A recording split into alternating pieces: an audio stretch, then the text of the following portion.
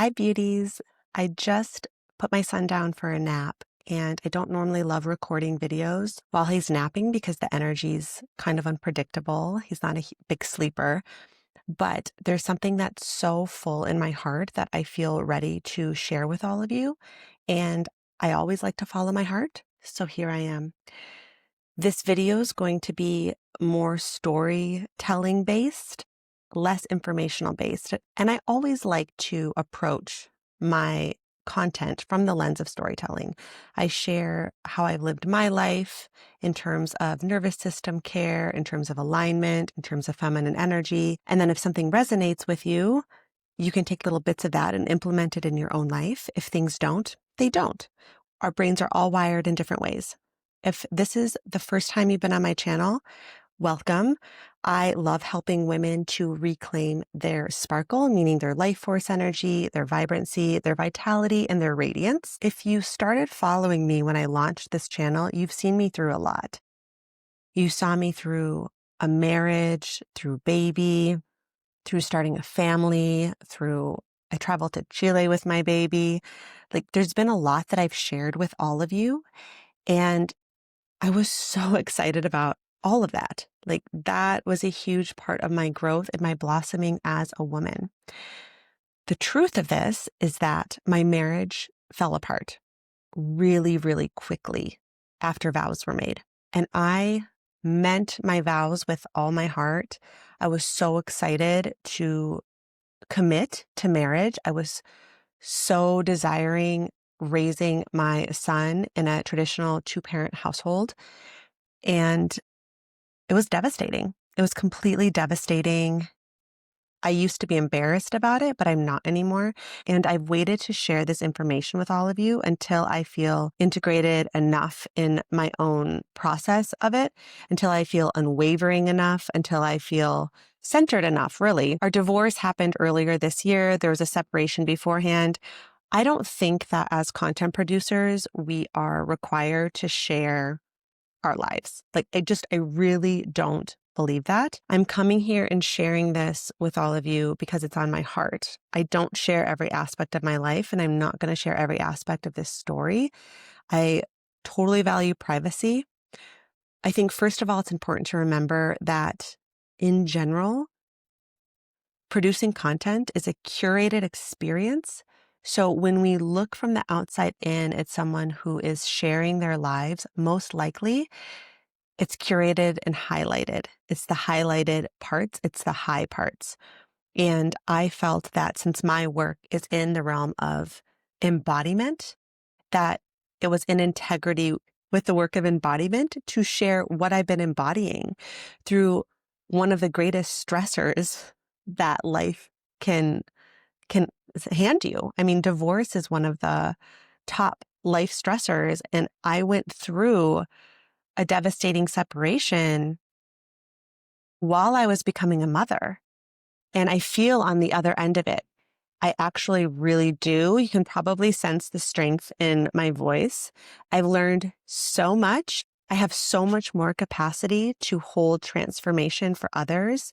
I have such a greater understanding of the components of nervous system resilience because I went through that. I really believe in the power of storytelling, and I know that there's someone who's going to click on this video and really resonate with this sharing. I hope to be remarried someday. I think that marriage is such a beautiful, beautiful thing.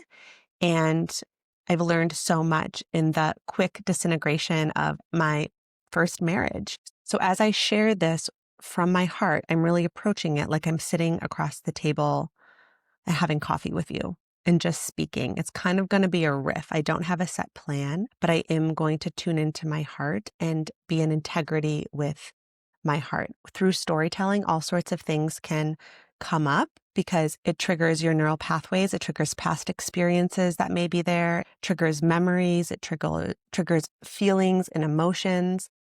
And to be honest, anyone's welcome to have whatever reaction they need to have to what I just shared.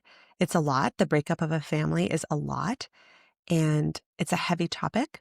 So I'm really at a place where I'm so at peace with where I'm at that yeah, whatever comes up for you comes up. If a trigger comes up, it comes up. If empathy comes up, it comes up. I want to let you know how I got through it. And I got through it quickly because I'm so oriented towards self-development and inner work. And I really believe that challenges offer us a chance to find sovereignty and to build strength. So that would be the first way I got through it, is because I have a growth mindset about it. I'll say when I was in the thick of it, I felt my feelings. I know how important it is to let feelings flow through the body and to let yourself feel what you need to feel. So I had many nights that were sleepless. I let myself grieve. I let myself be angry. I let myself have anxiety, and I didn't stuff those things away. I went through it and I felt them as sensation. I did my best not to repeat stories over and over again, but to really feel what the body was going through and to honor those feelings. And in doing so, I feel that I vented what needed to be vented rather than it pressurizing in my body and combusting. That's the first thing. When I was in the thick of it, I just felt it. If you follow me pretty closely on Instagram, you know that I love lifting weights. I went back to the gym probably when I was a little too depleted, to be honest, but I needed to feel my strength. So I started weightlifting.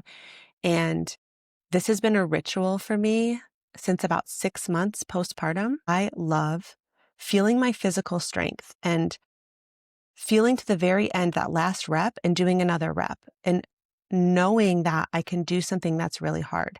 Because I'm a body person, flexing that muscle and feeling that was really important for me to gain the mental strength needed to get out of the situation that I was in. It was a toxic marriage, and he would agree with that.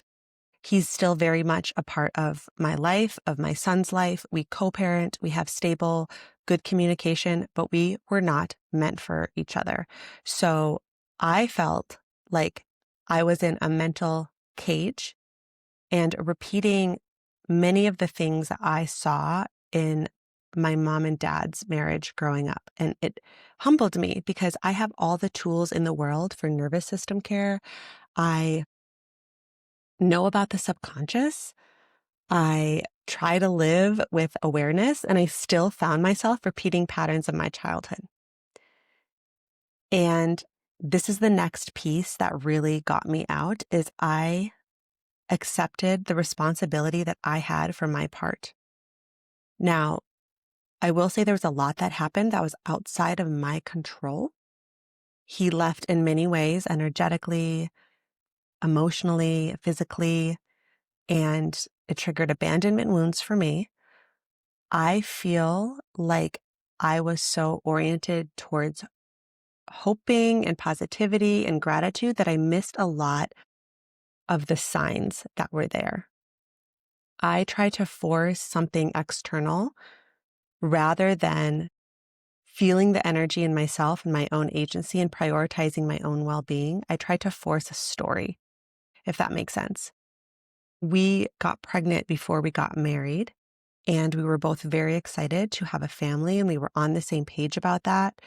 We had a nice connection, but there is a piece of that that I take responsibility for because I didn't choose my person and then have a child. Becoming pregnant, it influenced the way that I thought about him, and it made me overlook certain things in honor of this dream I had of having a family. So that is something that I take responsibility for as well. I think it's really easy in breakups, in separations, in divorces to point the finger and give all of the responsibility to the other person without recognizing your role in it. The key nature of relationships is that there's two people there. So even if the other person has wronged you or, you know, been unfair to you in some ways, you were there. So what part of you has allowed that in your life and hasn't walked away? When I took the power back, the responsibility back, instead of he did this to me, he broke my heart, he abandoned me, then I'm able to see that I have power and agency in the situation, that I was a part of it, which means that I can fix myself. I can change. I can become someone new and move forward in a relationship that is healthy. If all the power is to him, then I'm disempowered. If I have a role in what happened, then I'm empowered and I can do something about it moving forward. And that felt really, really good. It's hard to take responsibility because the ego flares up, but the more you connect to your heart and the more that we all understand that we're sovereign beings in our experience and that we have agency, not only in what we decide to allow into our lives, but into how we think about what we allow into our lives, into the perspective of it, so much can change so quickly.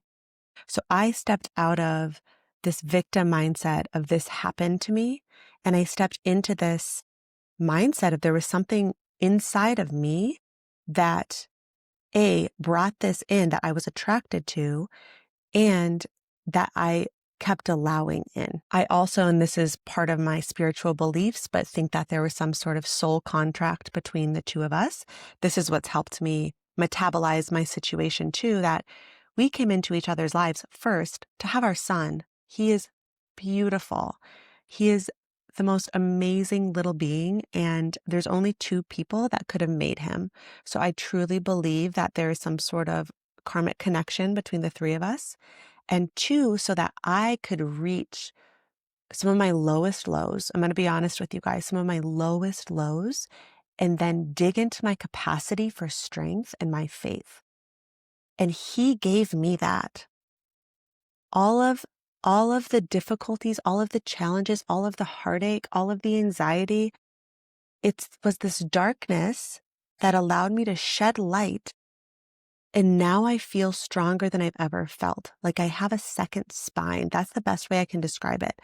I feel unwavering, so much so that like I can come on here and share this with you guys and feel such a sense of resolve in myself and not care what people think or what their judgments are. And it's such a freeing feeling to be so strong in myself.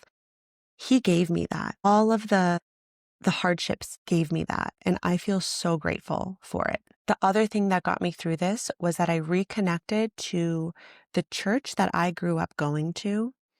It's a traditional Lutheran church.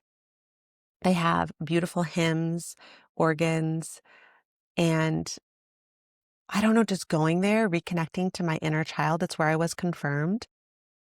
I felt so much fortification in Christ consciousness, in the teachings of Jesus, and how to truly forgive.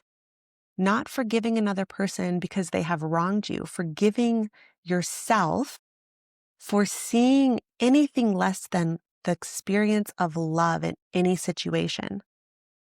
Forgiveness is for you as a person. It's for me, right? I just decided I don't want to have a bitter heart. I made that decision. And I have so many, amazing friends who they know that I'm sensitive and soft and kind and gentle. And they wanted to go to bat for me. And they wanted me to kind of start a battle was the best way I could feel it. And it comes from a good place, right? They were protective of me, but I didn't want to be bitter. That would just poison my body, my energy, my life.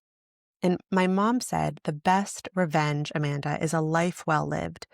So I really dove into this alchemy of forgiveness, of taking full responsibility for my part and for forgiving myself for participating in something that was out of alignment and for seeing through the eyes of fear, truly. So that was such a blessing to feel and to continue to read scripture and connecting with the religion that I grew up in from a different lens, from a more mature lens. I've lived a lot more life than when I was a little girl.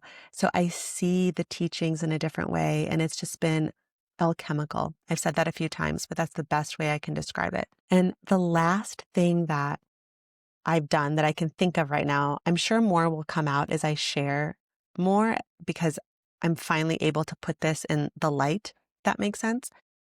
So the final thing that I can think of now would be that I call my power back into my body because there was a feeling of him leaving and me being abandoned, which that makes sense from my childhood. My father left in many ways and my parents divorced. My energy was going from my body out towards him. I was hyper attuned to him, hyper focused to him. I was letting his actions and his moods run my sense of self, my own moods, and all my power was coming outside of me. So I took it back. I call it back, meaning I say that out loud. I take my power back. I call my energy back into my body, and I feel my energy kind of drip through my bones and fill my organs and fill my heart.